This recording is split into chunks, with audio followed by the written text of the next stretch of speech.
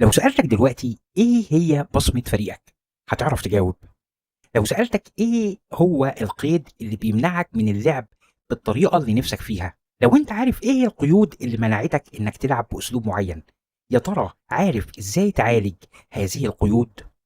هو ده موضوع حلقة النهاردة. تعال نبص على هذا الجدول الإكسل، ما تتخضش منه لو سمحت.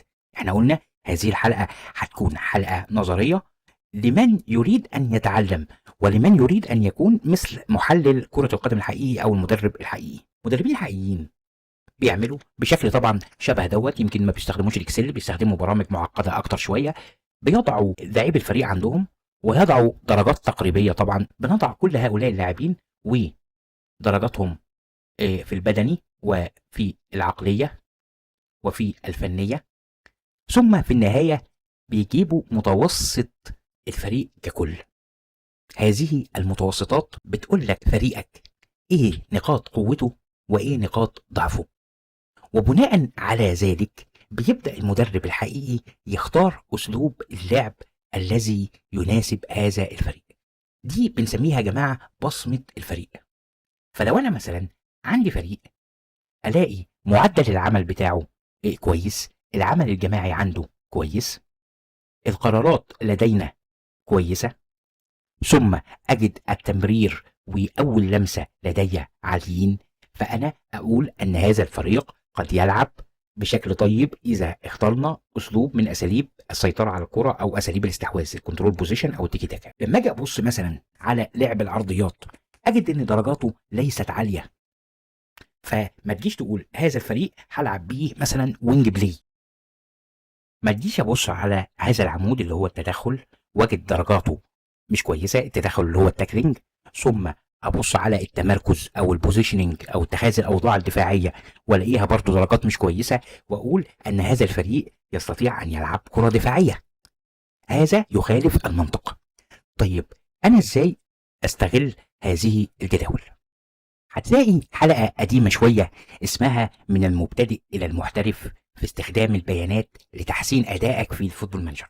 هسيب لك الرابط بتاعها، أتمنى إنك أنت تعود إليها، لأنها هتكون حجر الأساس اللي أنت هتستخدمه علشان تبني بيه فهمك لاستخدام البيانات في كرة القدم.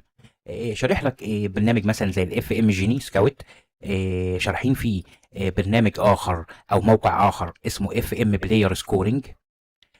هتجد فيها كثير من المعلومات المفيدة ازاي تقيم هؤلاء اللاعبين بتوعك. تجد في هذه الحلقة ايضا اتكلمنا فيها عن الماني بول بشكل مبسط. ارجع الى هذا الفيديو، هيسهل عليك كتير جدا من الكلام اللي احنا بنقوله دلوقتي. نتكلم بعد ذلك عن القيود. القيود هي الاشياء التي تمنعك من لعب اسلوب معين. هذه القيود نقدر نصنفها لثلاث تصنيفات. قيد اقدر اعالجه بالتعليمات، يعني هصلح هذه المشكله من غير ما اغير اي لاعب من اللاعبين، انا هغير بس بعض التعليمات علشان اغير طريقه لعب الفريق. عندي نوع تاني من القيود، ده قيد اقدر اعالجه باختيار ادوار مختلفه للاعب، يعني نفس اللاعب ولكن مثلا بدل ما بيلعب تارجت مان مثلا، اقدر احاول اخليه يلعب دي بلاينج فورورد، وهكذا بديله مهمه مختلفه تناسب امكانياته. وعندي نوع تالت من القيود دوت لا يمكن معالجته داخليا بقى، دوت قيد محتاج تشتري لاعب من سوق الانتقالات بتاعك علشان مش هتقدر تعالجه داخل الفريق بتاعك. هذه القيود يا جماعه هي طبعا افكار منطقيه لابد ان يكون لاعب كره قدم عارفها، مش هنتكلم فيها كتير ولكن انا هفكركم بيها بس. مثلا على سبيل المثال، لو انت عاوز تلعب كنترول بوزيشن او تحكم في الاستحواذ، بتعتمد انك انت تسيطر على الكوره وتبني هجماتك بصبر، ما يبقاش فريقك ضعيف في الفيرست تاتش او اللمسه الاولى، او ضعيف في الرؤيه، او ضعيف في الثبات، او ضعيف في القرارات، وتقول انا هلعب بهذا الاسلوب. لو انت عاوز تلعب هجمات مرتده سريعه، ما يبقاش فريقك ضعيف في السرعه، ضعيف في الاوف ذا بول او بدون كره، او المهاره اللي بتسمح له ان هو يقف في مكان كويس علشان يكون متاح انه يستقبل التمريرات، او يبقى اللعيب بتاعك الفينيشنج عنده ما هوش كويس، ما بيقدرش ينهي الهجمات وتلعب هجمات مرتده. طبعا شيء هيكون صعب جدا. ما يبقاش فريقك ضعيف في القوه البدنيه، ولا اللعب بالراس، ولا الجامبنج ريتش او مستوى القفز، وتقول انا هلعب بالروت 1 او اللي هو اللعب الطولي المباشر، مش هتلاقي مهاجم عندك اذا كان ضعيف طبعا في القوه يستطيع هذا المهاجم انه يسيطر على الكوره اللي جايه من خط دفاعك ويقف عليها وتستخدمه كلاعب محطه انتظارا لقدوم المهاجمين بتوعك القادمين من الخلف مثلا. مش هينفع.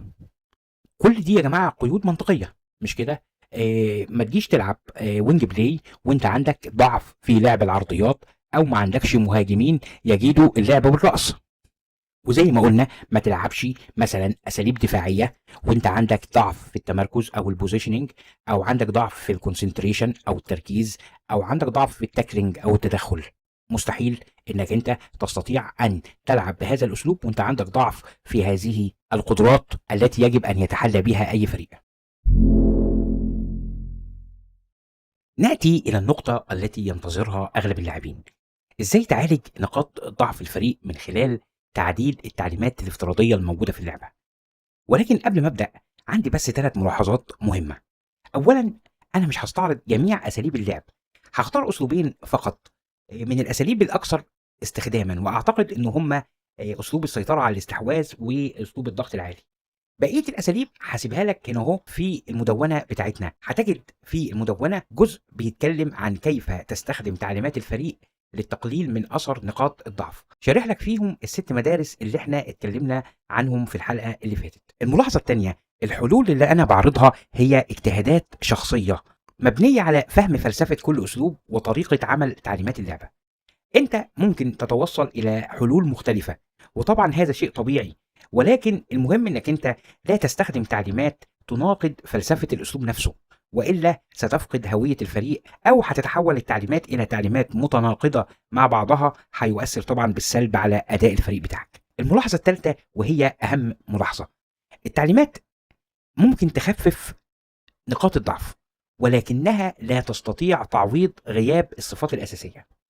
بمعنى ان في صفات استطيع ان انا اخفف من تاثيرها، وفي صفات اذا لم تتوفر في الفريق فانت دور على اسلوب تاني لا يتعارض مع هذه الصفات. فمثلا ما يبقاش فريقك في اول لمسه والقرارات والثبات درجاته اقل من هذه الدرجات وتبقى عاوز تلعب سيطره على الاستحواذ. كذلك ما يبقاش فريقك معدل العمل بتاعه والتحمل والتصارع درجات متدنيه وتبقى عاوز تلعب جيجن بريس. الفريق مش هيتحول الى جيجن بريس حقيقي مهما كانت التعليمات مثاليه. زي ما قلنا التعليمات بتساعد اللاعبين فقط على اظهار افضل ما لديهم، ولكن لا تمنحهم صفات ليست موجوده فيهم اصلا. اول اسلوب عاوزين نعالج نقاط الضعف اللي فيه: لو انا عندي فريق بيلعب بالضغط العالي العكسي او الجيجن بريس زي ما اتفقنا، لما يبقى عندك ضعف في الصفات البدنيه او الذهنيه المطلوبه في الجيجن بريس، احنا مش هنلغي الضغط ولكننا هنعيد تشكيله علشان يصبح اذكى واقل استنزافا لقدرات اللاعبين. ولكن خلي بالك انت هنا لن يصبح جيجن بريس كامل بالمعنى التقليدي، لان الجيجن بريس الاساسي بيعتمد على كثافه الضغط والسرعه العاليه. فعلى اي الاحوال لو انا عندي الورك ريت او معدل العمل عندي ضعيف، بتيجي عند شاشه التعليمات وتجيب عدم الاستحواذ، وتيجي عند الضغط المكثف وتحوله الى نموذجي او وتيره منخفضه. ده بيقلل عدد مرات الضغط المطلوبه طول المباراه، فلن يتحول الاسلوب الى مجهود مستمر ومرهق على الفريق بتاعك.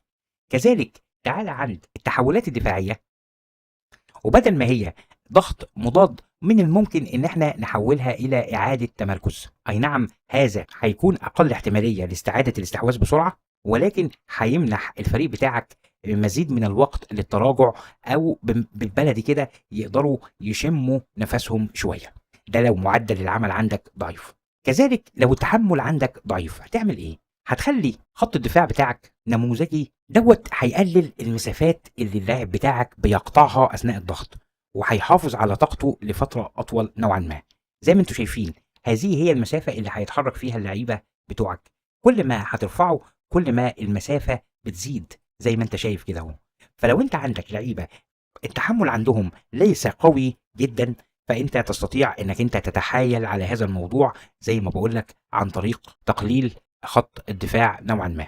كذلك لو التسارع عند الفريق عندك قليل نوعا ما، في الوضع الافتراضي بيكون خط الضغط بيكون عالي، فلو لاعبي الخصم استطاعوا ان هم يتجاوزوا خطوط الضغط الأولانية، فلازم تكون اللعيبة عندها تسارع عالي علشان تلحق لعيبة الخصم اللي هم تجاوزوهم. فأستطيع إن أنا أقلل شوية هذا الضغط العالي واخليه مثلا دفاع متقدم. زي ما انتم شايفين كده انا بضيق هنا مساحة اللعب في خط الوسط، وطبعا لو خليته دفاع متأخر بضيق هنا المساحة في التلت الأخير، فلن يكون هناك حاجة إلى التسارع بشكل كبير جدا، لأن بطبيعة الحال لاعيبة فريقي أصلا متمركزين بالقرب من الكرة. نأتي إلى أسلوب التحكم في الاستحواذ.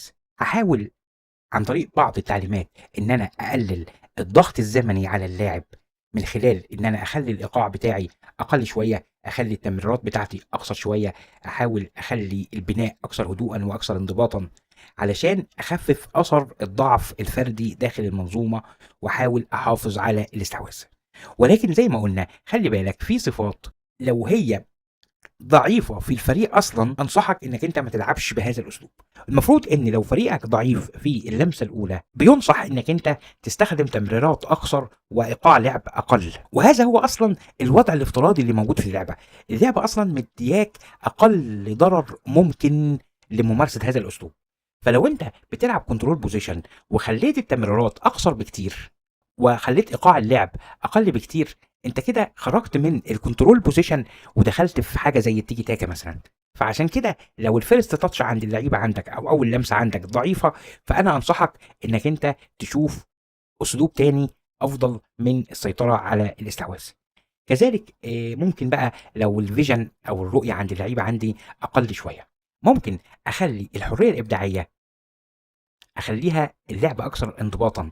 هما كده كده اصلا الفريق عندي لا يملك رؤية جيدة، فهطلب منهم ان هم يتبعوا اسلوب اكثر انضباطا عشان اخلي الفريق اقوى جماعيا. وكذلك في الجزء استقبال التمريرات اطلب من اللعيبة ان هي تخلي التمرير نحو القدم، بنلعب تمريرات بينية اقل.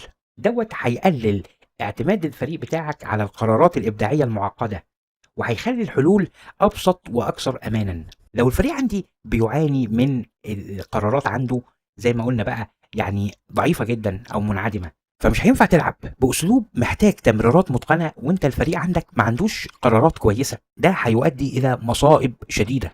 فاحنا بنحاول يا جماعة عن طريق تغيير هذه التعليمات على قدر الامكان ان احنا نعالج هذه العيوب، ولكن ليس القضاء عليها تماما. عشان كده قلنا في الحلقة اللي فاتت ان افضل اسلوب لعب هو اللي بيتناسب مع خصائص اللاعبين اللي موجودين عندك. ما تجيش تفرض على فريقك اسلوب لعب وهو لا يملك القدرات اللي تخليه يقدر ينفذ هذا الاسلوب. اتمنى تكون الفكرة وصلت، وهنتظر منكم تعليقاتكم وارائكم. ايه هي التعليمات اللي انا ممكن اضيفها علشان اعالج بيها بعض العيوب؟ وبكده نكون وصلنا نهاية هذه الحلقة. اتمنى تكون الحلقة ممتعة، وإلى أن ألقاكم إن شاء الله رب العالمين في حلقات قادمة. أستودعكم الله، والسلام عليكم ورحمة الله وبركاته.